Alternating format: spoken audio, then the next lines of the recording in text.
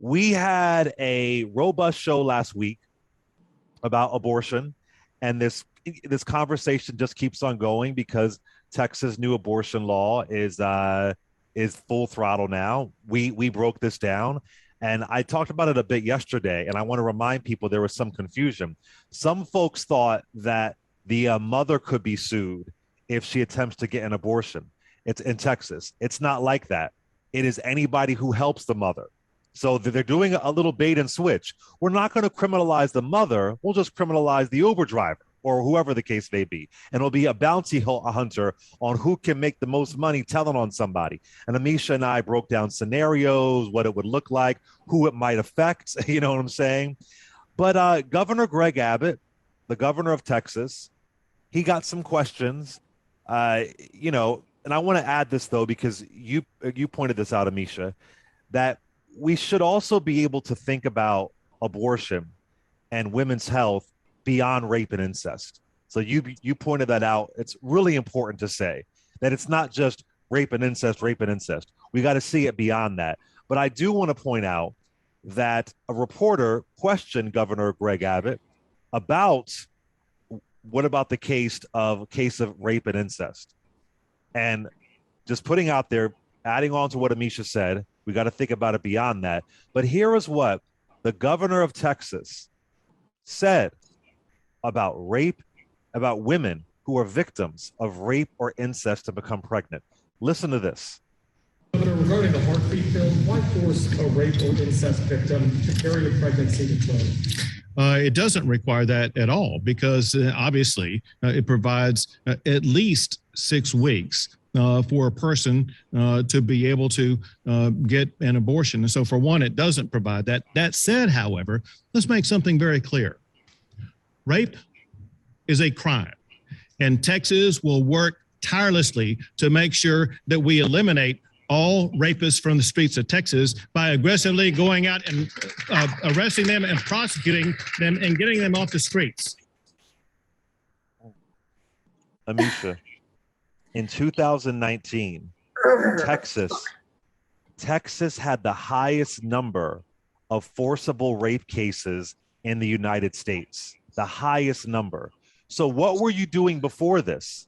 And these are the rape cases that were actually, and these are the rape cases that you brought up in 2019. These are stats about rape cases that were actually reported. What we know is that the majority of rapes go unreported in general, and even higher than that.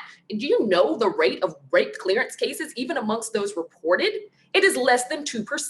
So this capturing these rapists, stopping them before they rape, this is all a fallacy, not only in Texas, but across the United States. Because do you know how many rape kits exist right now in police stations that have never even been tested? We're talking millions. So this erroneous idea that all of a sudden Texas is going to clamp down on rape, even though they have some of the highest cases of rape in the United States, I think is completely ridiculous. It was surprising to hear someone say, because if it was just that easy as turning on a switch and all of a sudden all the rapists would be gone, do you not think governors, do you not think that state prosecutors, do you not think that police, do you not think that those who've actually been victims of rape wouldn't have thought of it already?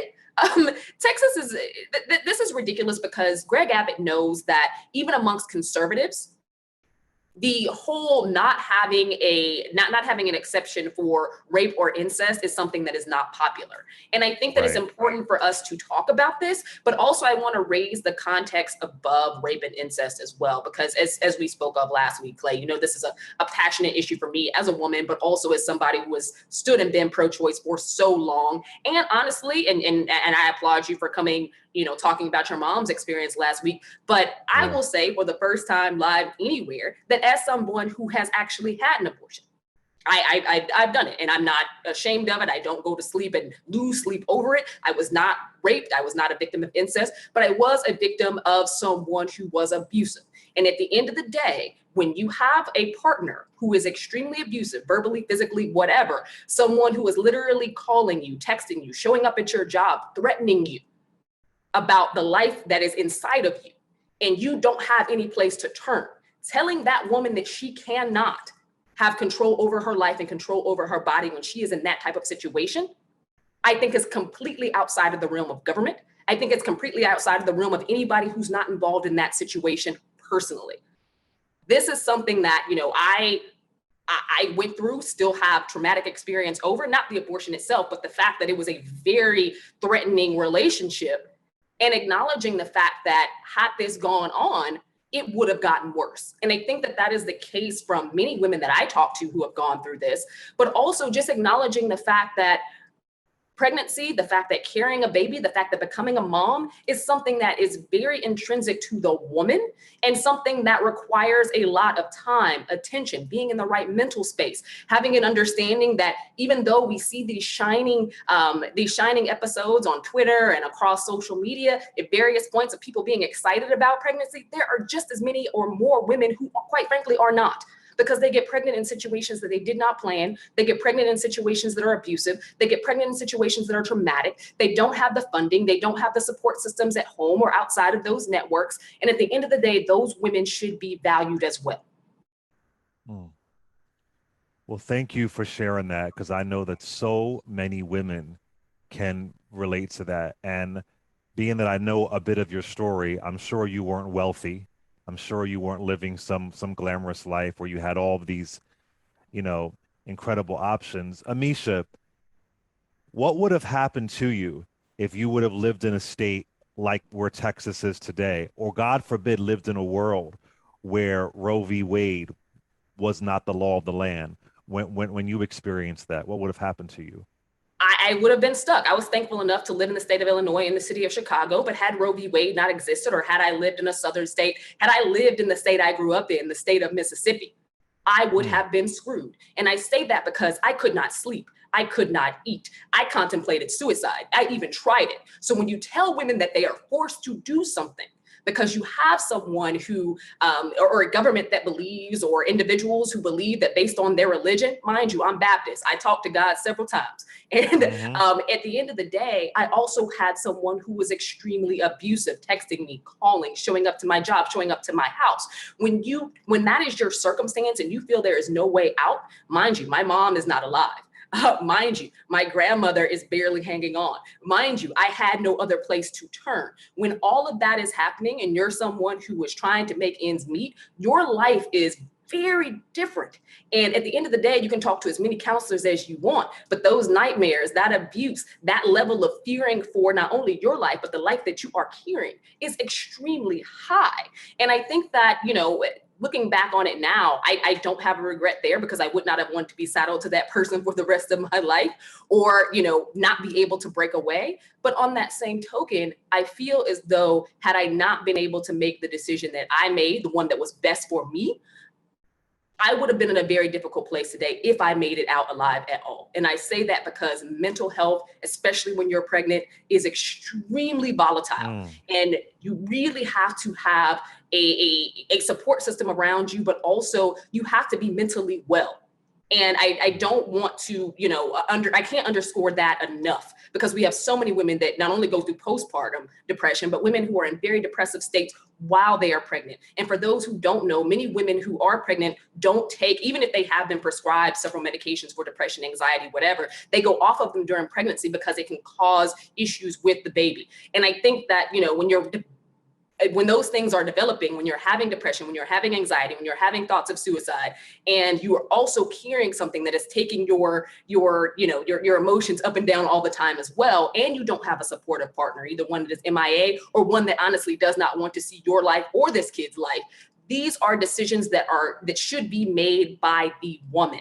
I'm sorry. I don't believe in government overstep when it comes to, I don't believe in government overstep in general, but specifically when it comes to women and their children, but also in terms of trying to limit or, eradicate a woman's right to choose, just because there are circumstances beyond that woman's control, and circumstances she should not have to plead before a government or before a court or anybody else about, because this is her life and this is her body.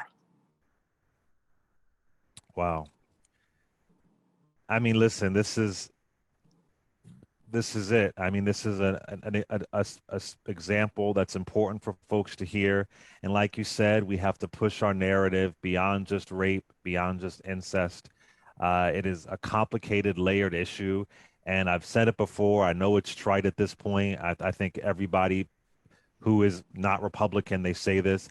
If you believe in small government, Why would you want someone's government in someone's vagina and their uterus? It just doesn't make any sense to me. It's so bizarre. I can't wrap my mind around it. And Amisha, I'm seeing all this outrage on Twitter over Governor Greg Abbott. But here's the real question. Will he be reelected, though? This outrage on Twitter. Absolutely. Exactly. He will definitely be reelected. And people have to think about this beyond, I think, the pro-life versus pro-choice debate, because nobody is pro-abortion. What people are is trying to figure out the way to best to best have a healthy life, to best, save themselves in many cases from very detrimental situations. If we lived in some Pollyannish society where all men were great and everybody was married and in this perfect union and we all had money, little picket fence and the dog and had money, all and things were equal, child care, and women were paid the same wages as men, gravy. Things would be amazing if men stayed and raised those kids with these women from zero to adulthood. Amazing. But in a lot of cases, that's just not it. The majority of the cases. let's take that back for a minute. And I think that we have to think about this also beyond religion, because one, we're not a theocracy. Religion does not determine our government or our government's laws. But in addition to that, religion has been used to demonize and to subjugate various populations for a very long time. There are a lot of ultimately religious people who go to church every day who've also had abortions. At the end of the day, the Lord's gates don't close because this is a circumstance you found yourself in.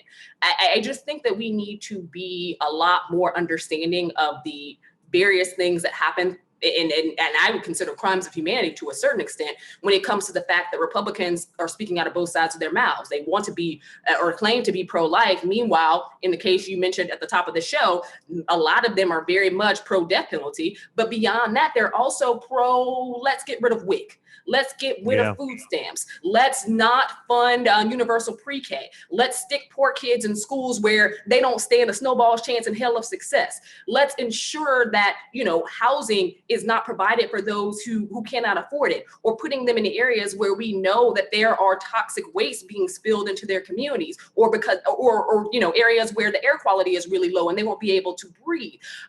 There's so many things that Republicans do that showcase just how much they don't give a damn about kids and life, that this is honestly just a fallacy of understanding for anybody who believes that at this point they're all pro-baby. They're not pro-baby, they're pro-womb. And at the end of the day, we all know that life exists long beyond the womb. And if you're not going to care about the continuum of care for these young people and their families, then you can't talk to me. You don't have a leg to stand on. Amisha, I never thought it would get this close in my lifetime, but I really believe it's quite possible that Roe v. Wade is going to be overturned. You know what? I have a strong agreement with you, and not based on Texas, but based on what we're going to see in Mississippi. I think that we're definitely going to see a Supreme Court that has been stacked Republican, or a Supreme Court that has been stacked Republican, choose very much so to peel this thing away as much as they possibly can. And I think that this Mississippi case is the one that we should actually be eyeing, because it will be the charge case to basically decide the fate of Roe v. Wade. And with the numbers on the court that we're looking at right now, and the right wing leaning and the viewpoints of many of those who sit there, I am not sure that Roe v. Wade is going to stand.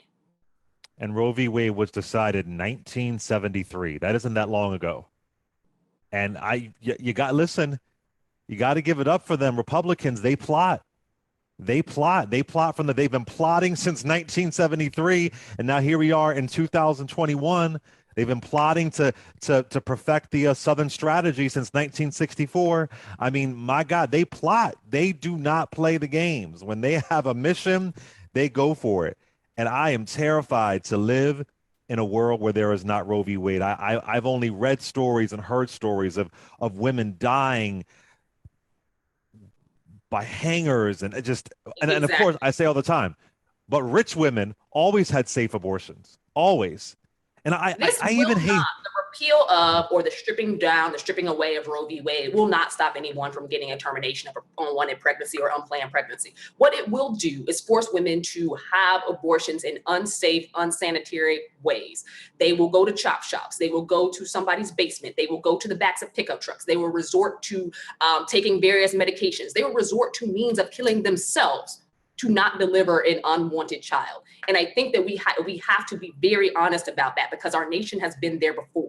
Other nations have been there before. At the end of the day, creating laws that eradicate or eliminate abortions don't stop women from seeking them. What they do is force them to do so in an unsafe, non-clinical way that, in all honesty, oftentimes ends up with the death of the mother as well.